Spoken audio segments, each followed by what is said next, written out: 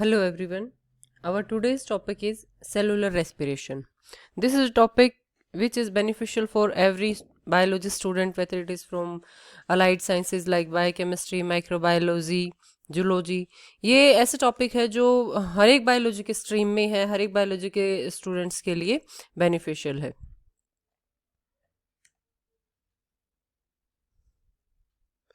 Cellular respiration है क्या? Cellular respiration तो हमने नॉर्मली पढ़ा है कि हम ऑक्सीजन को इनटेक करते हैं या प्लांट्स ऑक्सीजन का इनटेक करेंगे और CO2 को रिलीज करेंगे, that is respiration. But if we talk about cellular respiration, then what is cellular respiration? Cellular respiration means at the level of cell. So it is a set of metabolic reactions and processes that take place in the cell of all living organism to convert biochemical energy from nutrients into ATP and then release waste product. Means cellular respiration क्या है? एक collection of metabolic reactions. Metabolic reactions का collection होगा जिसमें जो nutrients होंगे that will be converted into energy in the form of ATP and some waste product also removes out. तो it is cellular respiration. It is a collection of metabolic reactions. Here there are various phases in the cellular respiration that takes place in the cytoplasm, mitochondria, in the in eukaryotes and cytoplasm in the prokaryotes. This is the reaction of the cellular, this is the chemical reaction for cellular respiration. C6H12O6 plus C6O2 gives to 6H2O plus 6CO2 plus 36 ATP. Means from the one glucose molecule we get 36 ATP, energy ATP through this cellular respiration. During respiration, electrons are shuttled through electron carriers to a final electron acceptor. कि जो electron transport chain के through electron transfer होते हैं cellular respiration में, तो उनका एक final electron acceptor होता है. On the basis of that final electron acceptors there are various modes of cellular respiration. Aerobics, mainly aerobic respiration, anaerobic respiration and fermentation. Aerobic जैसे कि नाम से ही है, इट मीन्स यहाँ पे क्या है? ऑक्सीजन की in the presence of oxygen. तो इट मीन्स क्या है? जो फाइनल इलेक्ट्रॉन एक्सेप्टर ऑक्सीजन है then it will be aerobic respiration. But if final electron acceptor is any inorganic molecule but not the O2, oxygen नहीं है, कोई other inorganic molecule है, that in case that is anaerobic respiration. Fermentation when final electron acceptor is an organic molecule. और यही difference है दोनों में. Fermentation भी एनाएरोबिक कंडीशंस में होती है और एनाएरोबिक रेस्पिरेशन भी. द मेन डिफरेंस क्या है दोनों में, एनाएरोबिक रेस्पिरेशन एंड फर्मेंटेशन में? Difference in electron acceptor. Fermentation में जो electron acceptor that is an organic molecule and anaerobic respiration में जो electron acceptor that is an inorganic molecule but that is not oxygen. Aerobic respiration. Aerobic respiration क्या है? Normally हम जब भी define करते हैं एक लेआउट लैंग्वेज में, तो क्या होगा? बेस्ट रेस्पिरेशन कब होती है? In presence of oxygen, that is called aerobic respiration. उसमें क्या होगा? हम ऑक्सीजन को कंज्यूम करते हैं and produce the carbon dioxide. कोई भी लिविंग ऑर्गेनिज्म में रेस्पिरेशन का यही मैकेनिज्म होगा, चाहे वो बैक्टीरियाज हैं, चाहे फंजाई हैं, प्लांट्स हैं, एनिमल्स हैं, माइक्रो ऑर्गेनिजम्स है, किसी में भी अगर रेस्पिरेशन होगा तो वही होगा. ऑक्सीजन को कंज्यूम करेंगे एंड जो कार्बन डाइऑक्साइड है उसको प्रोड्यूस करेंगे. और साथ साथ में क्या प्रोडक्ट्स बनेंगे इनके? ATP बनेगा, break down of glucose and CO2 and water as a by product. It consist of 4 steps. Aerobic respiration. First step is glycolysis. Second step, transition phase or pyruvate oxidation phase. Third step is Krebs cycles. And fourth step is oxidative phosphorylation. And this aerobic respiration takes place in some part of it takes place in the cytoplasm and other steps takes place in the mitochondria. Phases of cellular respiration, इन्हीं phases को हमने थोड़ा सा slightly और explain किया हुआ है यहाँ पे. First glycolysis. ग्लाइकोलिसिस नाम से ही है, जैसे glyco and lysis. Glyco means glucose का ब्रेक डाउन होगा, तो glycolysis is the process of break down of glucose. किस में होगा? Into 2 molecules of pyruvate. Site of synthesis है साइटोप्लाज्म में, जो ग्लूकोज टेक्स प्लेस होता है, ग्लूकोज की जो सारी रिएक्शंस है वो साइटोप्लाज्म में होंगी। एटीपी की फॉर्मेशन होती है and it does not require any oxygen molecule to takes place. यहाँ पे ऑक्सीजन मॉलिक्यूल की रिक्वायरमेंट नहीं होती, तो इसलिए हम ग्लाइकोलिसिस को टिपिकली एरोबिक नहीं कहेंगे, तो it may be anaerobic, because यहाँ पे ऑक्सीजन हो या ना हो ये रिएक्शन उसी टाइप से होगी एरोबिक कंडीशंस में भी और एनएरोबिक कंडीशंस में भी। So it does not require oxygen, that's why we called it anaerobic. Second phase of cellular respiration है ट्रांजिशन रिएक्शन या फिर पाइरुवेट ऑक्सीडेशन, क्योंकि ग्लाइकोलिसिस से क्या बनते हैं? एक ग्लूकोज मॉलिक्यूल से 2 पाइरुवेट, जैसे कि यहाँ पे है एक ग्लूकोज मॉलिक्यूल से 2 पाइरुवेट के मॉलिक्यूल्स बने। ये जो 2 पाइरुवेट के मॉलिक्यूल्स हैं फिर ये ट्रांजिशन स्टेट में आते हैं, तो जो दोनों पाइरुवेट मॉलिक्यूल हैं वो ऑक्सीडेशन होगा उनका and they enter in the mitochondria and oxidized, और उसके बाद जो ऑक्सीडेशन से जो एनर्जी निकलेगी वो किसकी फॉर्म में ट्रैप हो जाएगी? NADH की फॉर्म में। और यहाँ पे इस रिएक्शन में जब पाइरुवेट का ऑक्सीडेशन होगा और माइटोकॉन्ड्रिया में एंटर करेगा ये, उस टाइम पे जो 2 कार्बन है that are released as CO2, carbon dioxide release होगी और एनर्जी एंट्रैप होगी in the form of NADH। This is second phase of cellular respiration. Now third phase, citric acid cycle और Krebs cycle, as the name on the name of scientist. It occurs in the matrix of the mitochondria.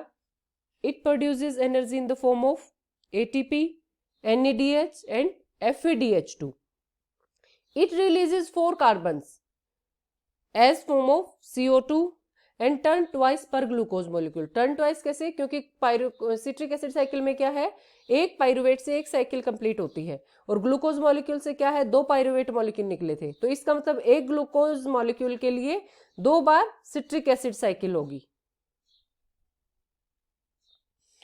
Fourth and last step of the cellular respiration phases is oxidative phosphorylation. Oxidative phosphorylation consist of 2 processes. First is electron transport chain and second is chemoosmosis. Both of these processes occurs in the inner membrane of the mitochondria, also known as cristae. The main motto of this phase is it extract tau energy from NADH और FADH. यहाँ पे oxidation होगा NADH और FADH2 का, from them energy release होगी और वो ATP की फॉर्म में एंट्रैप हो जाएगी. So all these phases produce 32 or 34 molecules of ATP from one glucose molecule.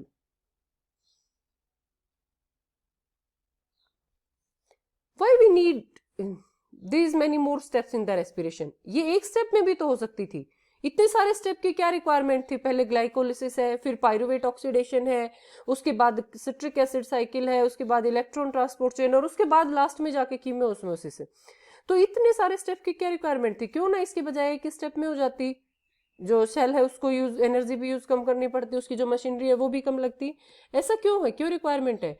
क्यों? अगर इतनी सारी एनर्जी एक टाइम निकलती, क्योंकि अगर ये सारी एक स्टेप में होती तो वो सारी एनर्जी एक टाइम पे निकलती और उस एनर्जी को ट्रैप करना टिपिकल होता है एक सेल के लिए, और ज्यादातर जो एनर्जी है वो लॉस्ट हो जाती हीट की फॉर्म में, उसको ट्रैप नहीं किया जाता।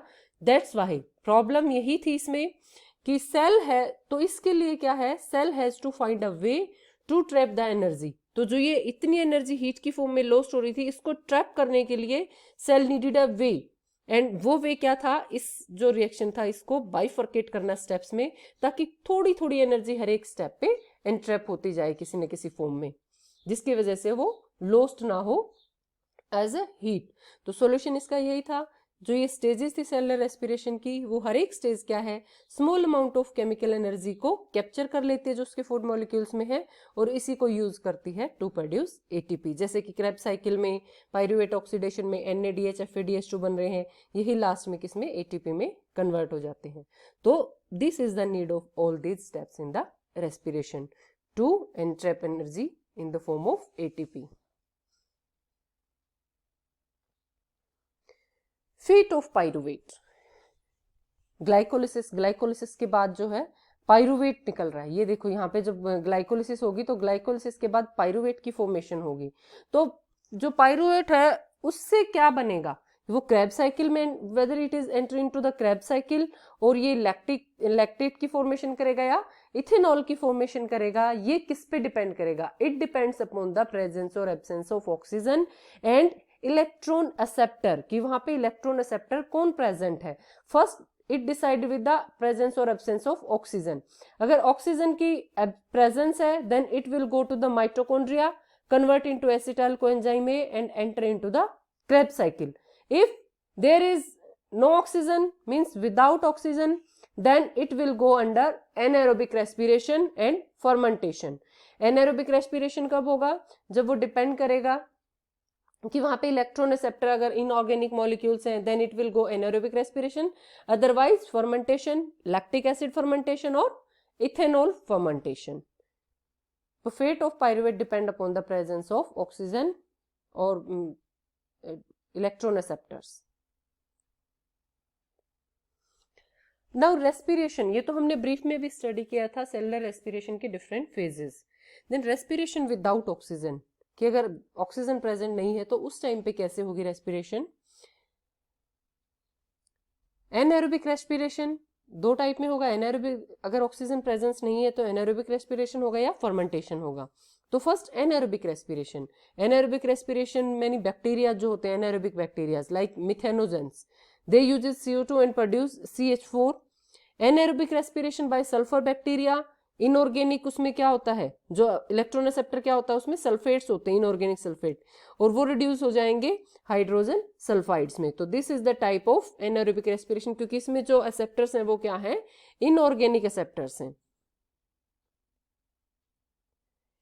फर्मेंटेशन, फर्मेंटेशन भी एनाएरोबिक प्रोसेस है, बट यहाँ पे क्या है, इलेक्ट्रॉन रिसेप्टर चेंज हो गया है.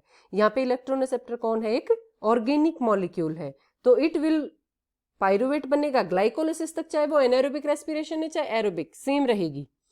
चेंज कहाँ पे आता है, पाइरुवेट के बाद. तो फर्मेंटेशन में क्या होगा, इट जो पाइरुवेट को ये either it reduces to lactate और अल्कोहल एंड CO2, या तो लैक्टिक एसिड प्लस CO2 बनेगा या अल्कोहल प्लस CO2 बनेगा, और दोनों ही केसेस में जो NADH है it passes electron to the pyruvate. तो अल्कोहलिक फर्मेंटेशन में क्या होगा, अल्कोहलिक फर्मेंटेशन किस में होती है, जैसे ईस्ट है, ईस्ट के अंदर अल्कोहलिक फर्मेंटेशन होती है जिसमें कार्बन डाइऑक्साइड और इथाइल अल्कोहल प्रोड्यूस होंगे. तो ये ग्लूकोज से पाइरुवेट बने, 2 molecules, then these 2 molecule of pyruvate converted into 2 acetaldehyde by pyruvate decarboxylation reaction, और यहाँ पे जो कार्बन डाइऑक्साइड है उसके मॉलिक्यूल रिलीज होंगे.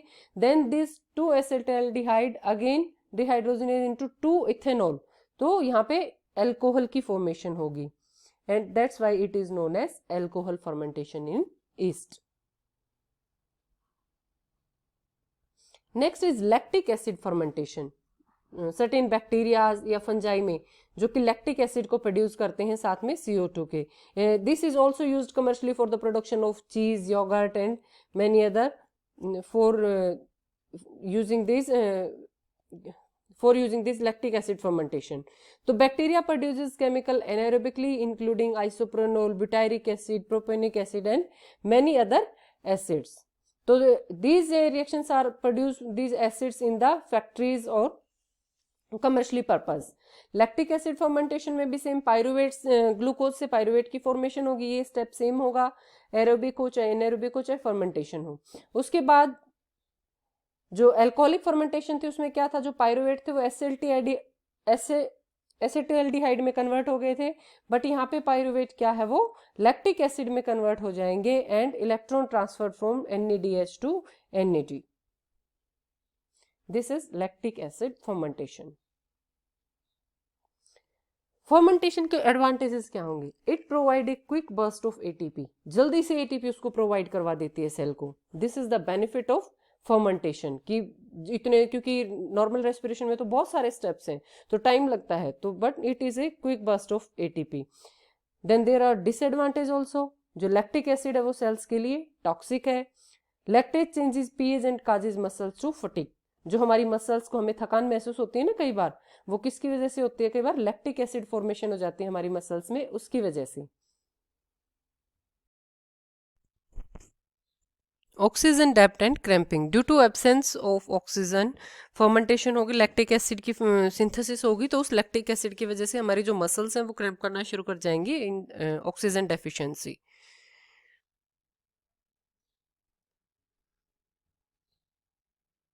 एफिशिएंसी ऑफ फर्मेंटेशन, एफिशिएंसी क्या है, क्या इसमें निकल रहे हैं, तो इन फर्मेंटेशन 2 ATP प्रोड्यूस पर glucose molecule during fermentation is equal to 14.6। तो इसकी एफिशिएंसी बहुत कम हो जाती है एरोबिक रेस्पिरेशन के केसेस में, जहां पे 34 और 36 ATP प्रोड्यूस होते हैं पर glucose molecule, but in fermentation only 2 ATP produce पर glucose molecule, so it is less efficient as compared to the aerobic respiration. Fermentation is used for various processes commercially. These are various products during the formation of which fermentation is used. Thanks.